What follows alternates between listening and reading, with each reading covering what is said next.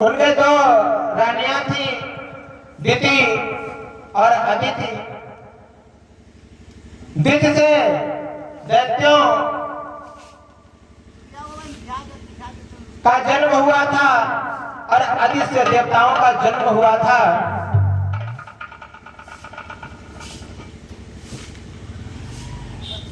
ये जब सभी संपन्न हो गए तो आपस में लड़ने झगड़ने लगे। देवताओं को परेशान करने लगे क्योंकि देवता सीधे साधे हैं और असुरों का काम तो वैसे भी लड़ाई झगड़े का होता है। यहां तक कि नहीं, देवता ही नहीं बल्कि सब किसी न किसी कारण से दुखी होते रहते हैं। जब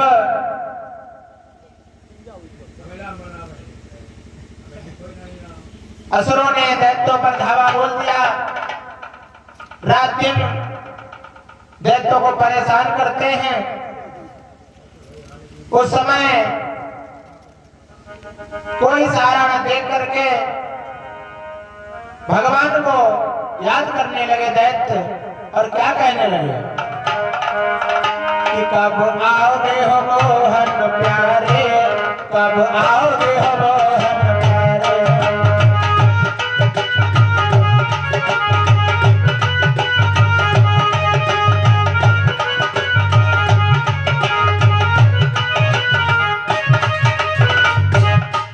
कब आओगे हो बंसी वाले, कब आओगे हो मोहन प्यारे।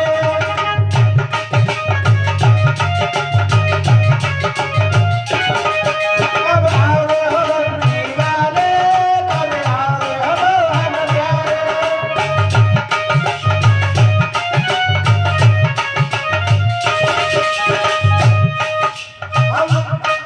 हम भक्त सभी तुमको, हम भक्त सभी तुमको, हम भक्त सभी तुमको आज याद कर रहे हैं। कब आओगे हो मोहन प्यारे, कब आओगे हो बंसी वाले।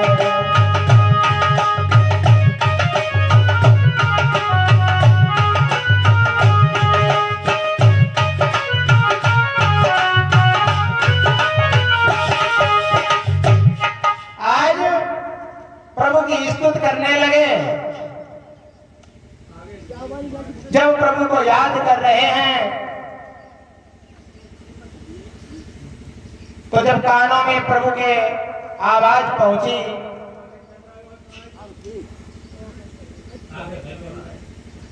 तो जब दैत्यों के देवगण सह न सके व्यवहार, तब करुणानिधि के यहाँ करनी पड़ी पुकार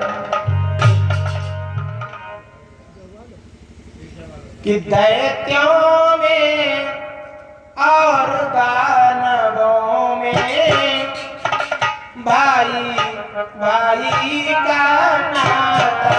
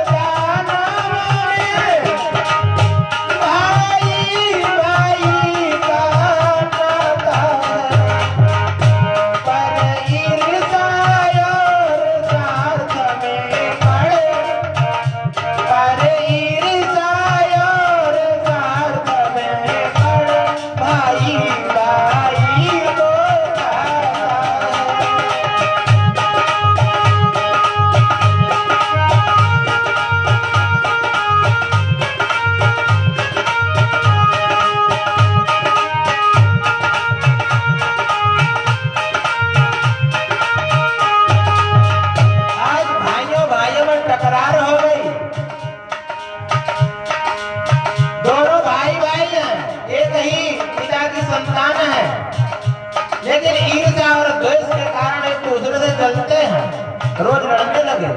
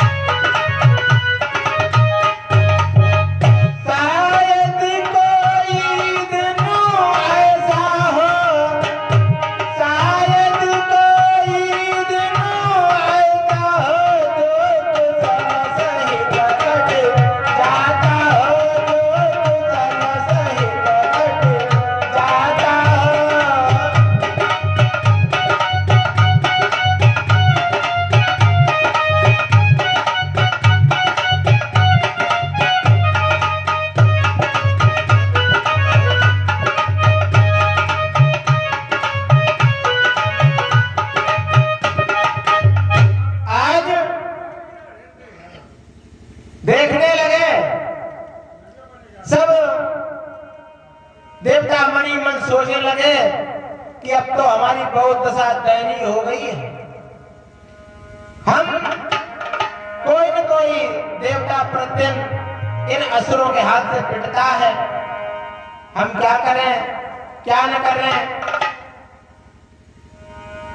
और स्तुति करने लगे प्रभु की शांताकारं भुजगशयनं पद्मनाभं सुरेशं विश्वाधारं गगनसदृशं मेघवर्णं शुभांगं लक्ष्मीकान्तं कमलनयनं योगविद्यानगम्यं वन्दे विष्णु भवभयं सर्वलोकैकनाथं। नमो वसन्ताय साधुनुते साधुपादाक्षवाहिवे सहस्रनामने सहस्रकोटिधारणे नमः। आज स्तुति करने लगे दयनीय दशा से और बोले कि आधे सुर वृंद रह गए हैं। हे प्रभु कि आधे सुर वृंद रह गए हैं, कोई शीघ्र ही उपाय करो।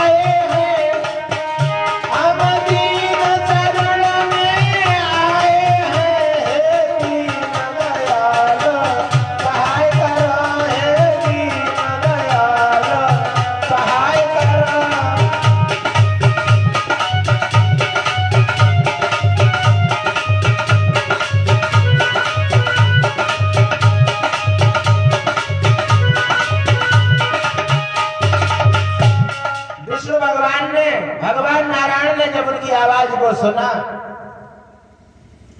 तो देवता कहने लगे कि अब तो आधे सुर रह गए हैं, आधे तो सब निपट चुके हैं, सब राक्षसों ने मार दिए हैं। तो भगवान नारायण बोले कि एक बात बताओ, तुम रो रहे हो क्या? रोने से काम चल जाएगा? युद्ध में कहीं रोने से काम चलता है? और पहले भी तुम असुरों से अधिक थे,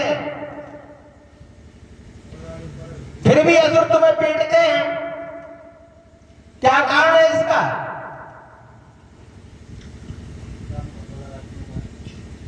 तो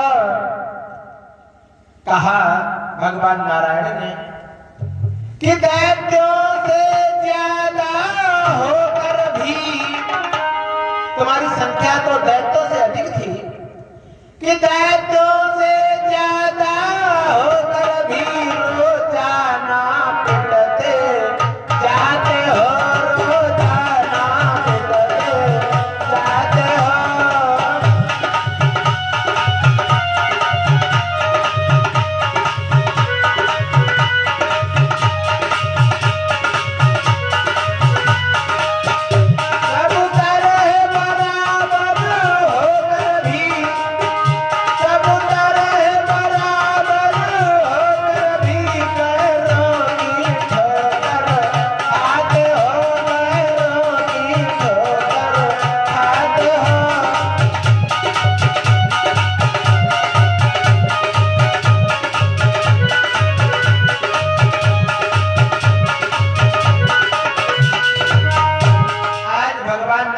कहने लगे कि तुम असुरों से सब बराबर हो, किसी बात में कम नहीं हो, और फिर भी तुम ठोकरे खाते घूम रहे हो। अरे तुम्हें अपने स्वाभिमान की रक्षा करने के लिए आत्मबली नहीं है, इसीलिए ये तुम्हें राक्षस पीट रहे। और अगर ये हाल तुम्हारा ऐसा ही रहा तो सब तुम धीरे धीरे समाप्त हो जाओ। तो भगवान नारायण ने कहा कि बल है, विद्या है, शक्ति है, कि तुम्हारे पास बल भी है, विद्या भी है, शक्ति भी है। कि बल है, विद्या है, शक्ति है और सब है, लेकिन संगठन नहीं, तुम में एकता नहीं है। और अपने सत्यों की रक्षा की अभी किसी में लगन नहीं हो रहा है।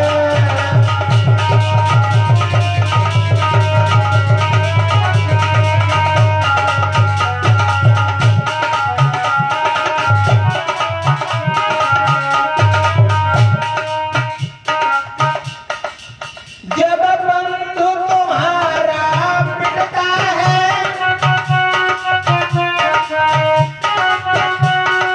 तुम्हारे पास तक आते हो,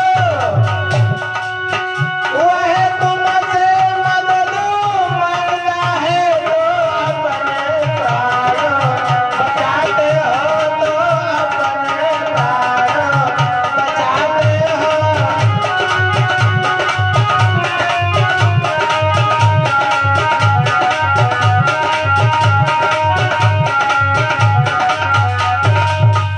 आज भगवान नारायण कहने लगे कि जब तुम्हारा एक बंधु पिटता है और वो तुमसे कहता है कि हमारी रक्षा करो, हमें बचाओ, तो तुम वहां हट्टास मारकर हंसते हो, उसकी बात नहीं सुनते हो, क्योंकि तुम में संगठन नहीं है और तुम उसके पास भी नहीं जाते हो। केवल ये सोचते हो कि हम तो पिट नहीं रहे हैं, ये हमारा भाई पिट रहा है, इसको पिटने दो, अपने प्राण बचा करके वहां से निकल जाते हो। कहने लगे कि हो जाए तुम्हारी एक शक्ति, हो जाए तुम्हारी एक शक्ति तो रहे गैर की ताकत ज्ञान, तो रहे गैर की ताकत ज्ञान।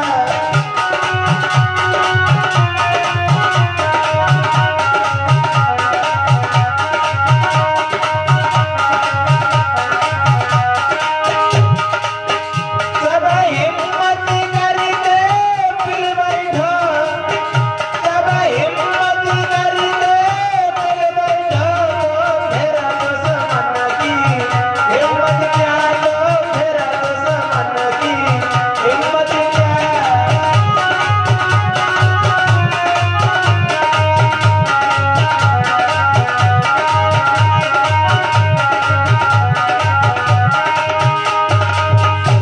आज भगवान नारायण समझाने लगे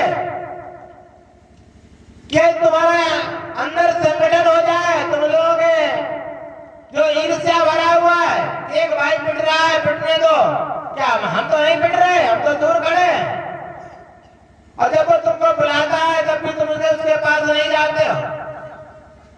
ये तुम लोगों के अंदर कमी है। और यदि संगठन हो जाए, यदि एक साथ मिलकर के उन राक्षसों पर टूट पड़ो तो उनकी हिम्मत टूट जाएगी और तुमको दोबारा नहीं पीटेंगे। लेकिन देवता हाथ जोड़कर कहने लगे, देववृंद कहने लगे कि हे दीनानाथ, और बिना तुम्हारे साथ के है झूठा सब साथ। आज देवता भगवान नारायण से कहने लगे कि हे प्रभु, बिना तुम्हारे आने से हमारा संगठन नहीं हो पाएगा, अब तुम ही मेरी सहायता करो। बिना तुम्हारे हम राक्षसों से जीत नहीं पाएंगे, असुरों को हरा नहीं पाएंगे। देवता भगवान नारायण से कहने लगे कि निष्फल है अपने साधन सब, जो हम ज्ञानी विज्ञानी हैं, और कारण हम केवल हम ही हैं बेसाती मानव।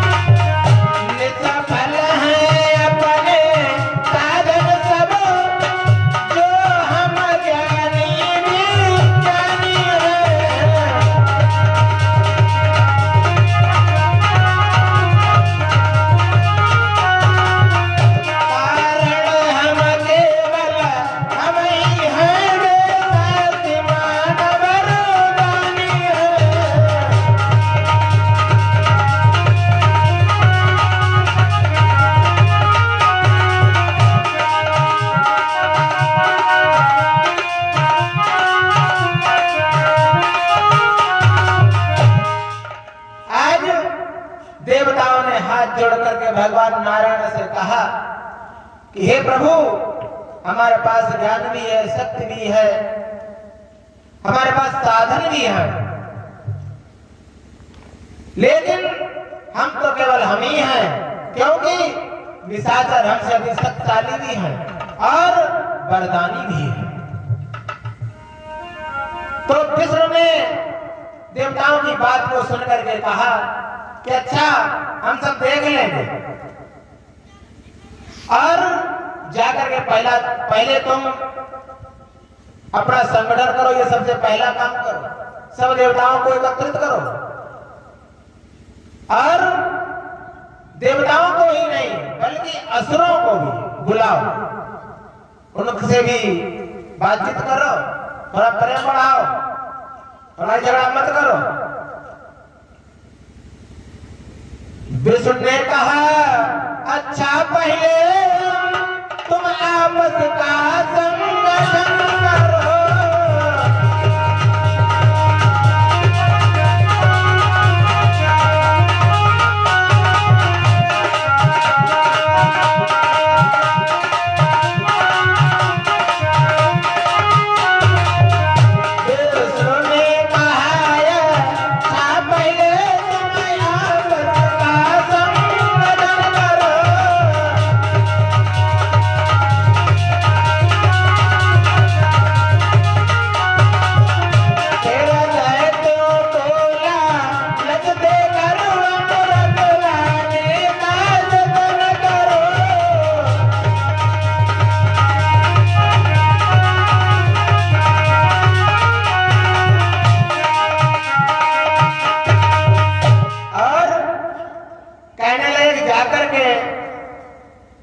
सब देवताओं को एकत्रित करो और धीरे से असुरों से भी कहो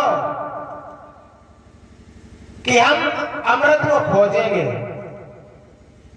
और अमृत को खोज करके हम उसका पान करेंगे, और जब हम अमृत का पान करेंगे तो हम अमर हो जाएंगे।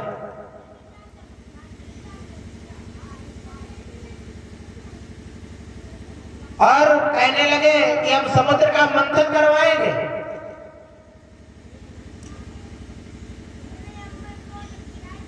और बिना असुरों के तुम समुद्र का मंथन भी नहीं कर सकते हो, अकेले ये काम होने वाला नहीं है, क्योंकि ये बहुत बड़ा काम है।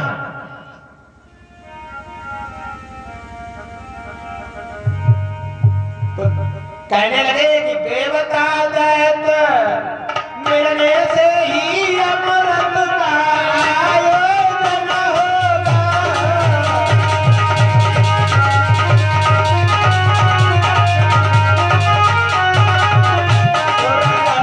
समझ में आया है, अब शीघ्र से मंथन होगा।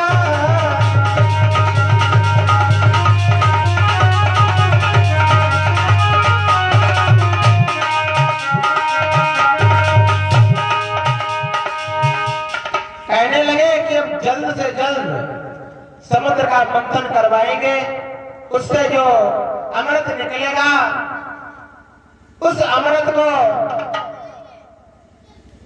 हे देवताओं तुमको पान करवाएंगे, जिससे तुम अमर हो जाओगे। असुरों की बिना सहायता के समुद्र मंथन नहीं कर पाओगे, इसलिए किसी तरीके से उनसे मैत्री बढ़ाओ और समुद्र मंथन के लिए उन्हें तैयार करो। तो देवता कहने लगे उन्हें तैयार करें, हमें इससे क्या फायदा होगा, अमृत निकालेंगे, और जब अमृत निकल आएगा तो असुर तो बलशाली हैं, वो उस अमृत को हमसे छीन लेंगे और छीन करके पी जाएंगे, हमें कौन सा लाभ होगा। कहने लगे कि हम लाख उपाय लगा करके वह निधि समुद्र से निकालेंगे,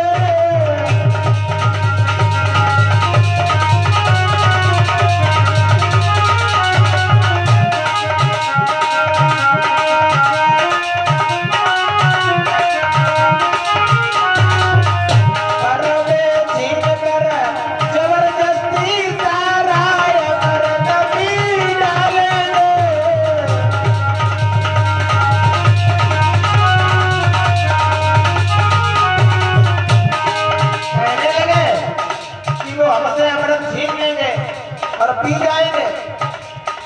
जब वो पी जाएंगे तो अमर तो वो भी हो जाएंगे। और हम ये मानते हैं कि अगर आपने उस अमृत का बांट कर दिया, आधा हमें दे दिया, आधा उन्हें दे दिया, तो बराबरी की तो बात रहेगी कि मान लो बराबर भाग हुए तो इसमें लाभ हमें क्या है। और वह अमर हुए हम अमर हुए दोनों का ये फायदा है।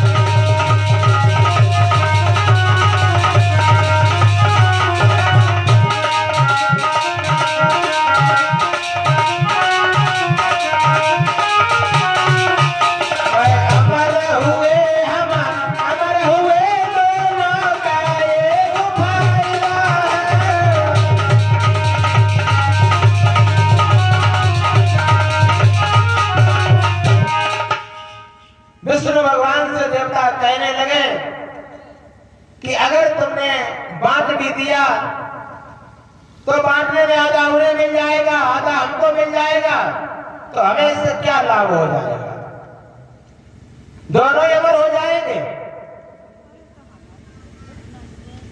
तो विष्णु ने देवताओं को समझाते हुए कहा कि तुम चिंता मत करो, ये सारा काम तुम मेरे ऊपर छोड़ दो, ये सब कैसे अमृत बाहर आएगा, कैसे उसको देवताओं को ही पिलाया जाएगा, ये सब काम मेरे ऊपर छोड़ दो।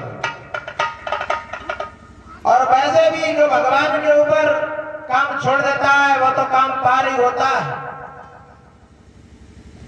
आज देवताओं ने भी भगवान के ऊपर ही वो काम छोड़ दिया कि भगवान तुम ही जानो कैसे समुद्र से अमृत लाओगे और कैसे देवताओं को पिलाओगे। तो कहा तैयारी करो, समुद्र मंथन की तैयारी करो। अब समुद्र मंथन के लिए एक मथानी की जरूरत पड़ती है, तो मंदराचल पर्वत को तैयार किया गया कि मंदराचल पर्वत को लाओ और समुद्र में उसको छोड़ो। मंदराचल पर्वत से समुद्र का मंथन हो जाए। अब किसी चीज को मथने के लिए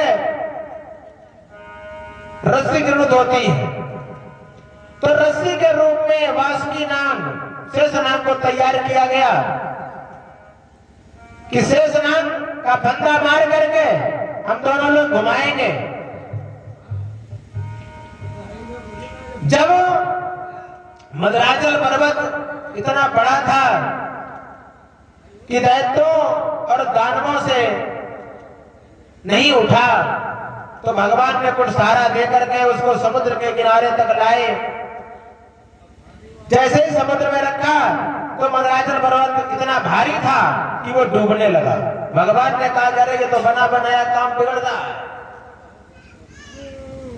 तो भगवान ने उस समय एक कच्छप का रूप बनाया। कच्छप का रूप बना करके भगवान ने उस मंदराचल पर्वत को अपने पीठ पर ले लिया, उसका भार अपने पीठ पर ले लिया। जब वासुकी नाग को रस्सी के रूप में लिया तो देवताओं ने भगवान के इशारे पर फन की ओर पकड़ा। जब उसको फन की ओर पकड़ा, अब असुर सोचने लगे हम क्या देवताओं से कम हैं? अरे पूछ तो सांप का असुर भाग होता है, हम उसको क्यों पकड़े? हम क्या देवताओं से कम हैं? कहा कि हम नहीं, पूछ की तरफ नहीं पकड़ेंगे, हम फन की ओर पकड़ेंगे। भगवान मुस्कुराए और देवताओं से कह दिया कि अरे भाई तुम पूछ की तरफ हो जाओ और इन दैत्यों को फन की ओर रहने दो। तो भगवान स्वयं जो है कच्छप का अवतार लेकर के उस मद्राचल पर्वत के भार को सहन कर लिया। भगवान स्वयं कच्छप बन करो मंदिर का भार संभाल रहे।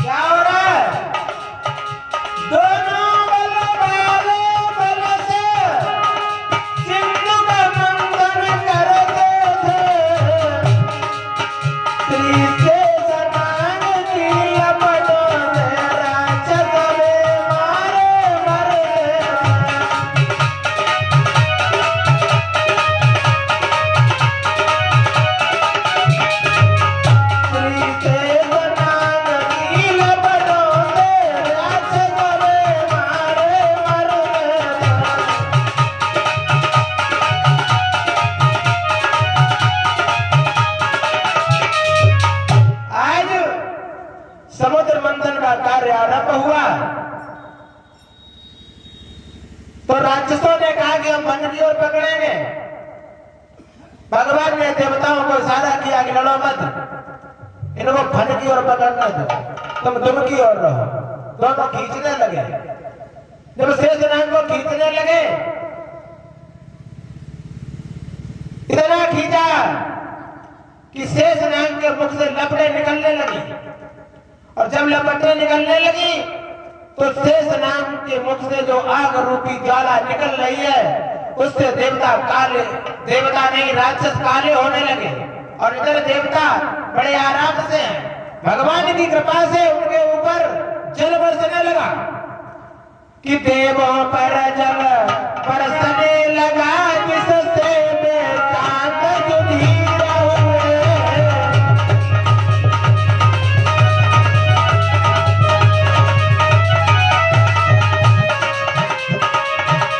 देवों पर जल बरसने लगा जिससे बेचांद सुधीर हुए।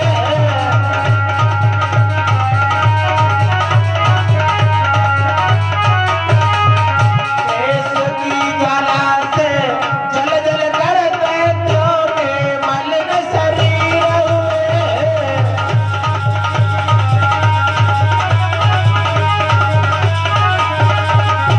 शेष की ज्वाला से जल जल कर दैत्यों के मलिन शरीर हुए।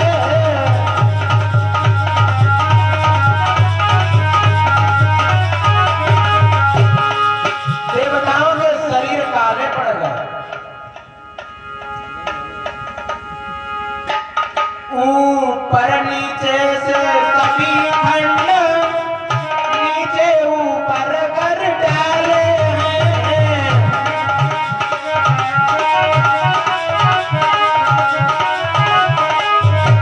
ऊपर नीचे के सभी खंड ऊपर नीचे कर डाले हैं। सारंग सिंधु मंथन करके कुल चौरा रत्न निकाले हैं।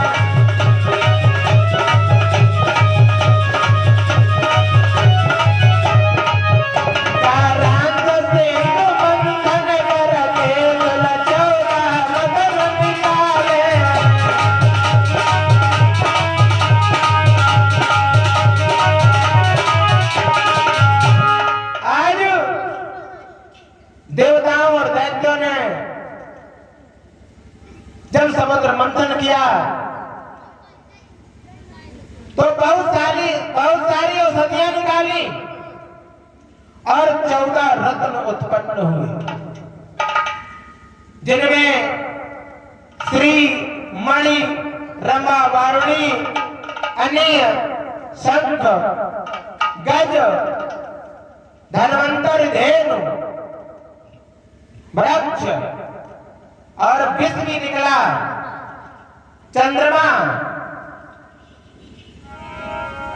ये सब समुद्र से निकला।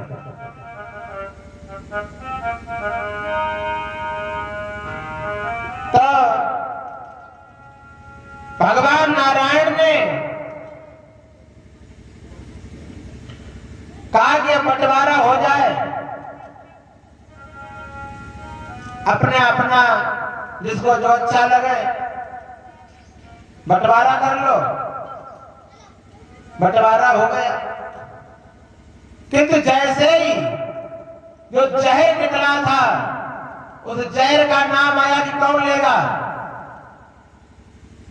देवताओं से कहा तुम लोगे, कहा नहीं भैया हम नहीं लेंगे। राक्षसों की ओर कहा कि तुम लोगे जहर, अरे जहर नहीं लेंगे। क्या रे, अब जहर किसको पिलाया जाए। अब देवता सोचने लगे कि अगर ये जहर किसी ने पिया नहीं, अगर इसकी कोई व्यवस्था नहीं की गई तो इसकी ज्वाला से सारा संसार भस्म हो जाएगा। कहा तो फिर अब कौन पिएगा इस जहर को, कौन अपने प्राण गवाएगा।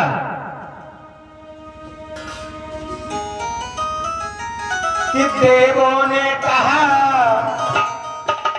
अगर विष को ऐसा ही छोड़ा जाएगा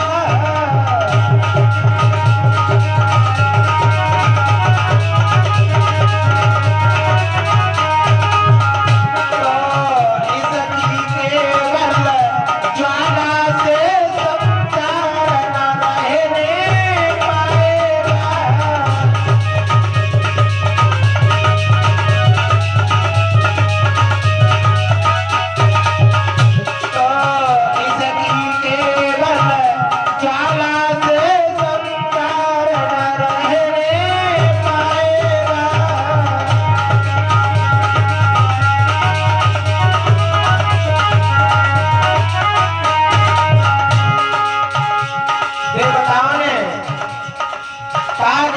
छोड़ दिया तो पूरा संसार चला जाएगा।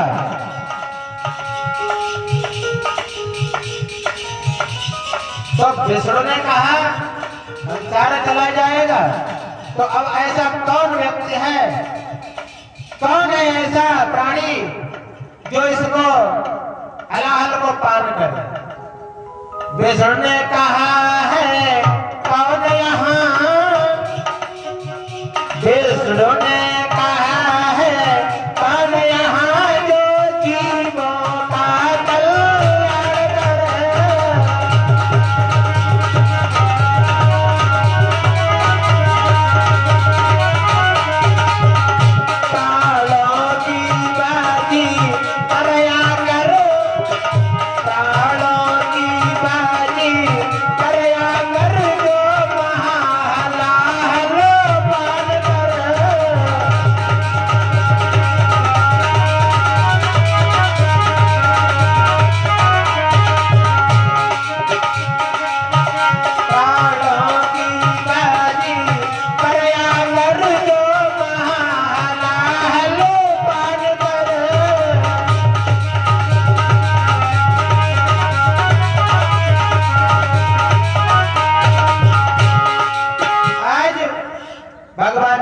करने लगे कि अब ऐसा हमें कोई दिखाई नहीं पड़ रहा है जो इस विष को समाप्त कर दे, विष को पी जाए। अब तो दोनों पक्षों में खलबली मच गई कि नारायण भगवान जाने किससे कह दे तुम पी जाओ। तो देवताओं में सब तो देव हैं, परंतु एक देवता है जिनको महादेव जी कहते हैं। महादेव उठ करके खड़े हुए कि अब कोई नहीं पीने को तैयार है तो चलो हम ही पी जा रहे हैं, ये काम मेरे ऊपर छोड़ दो।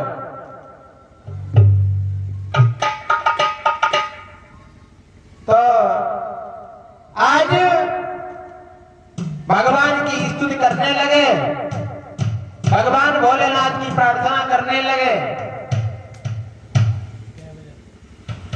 कहने लगे कि गोविंद मेरो है गोपाल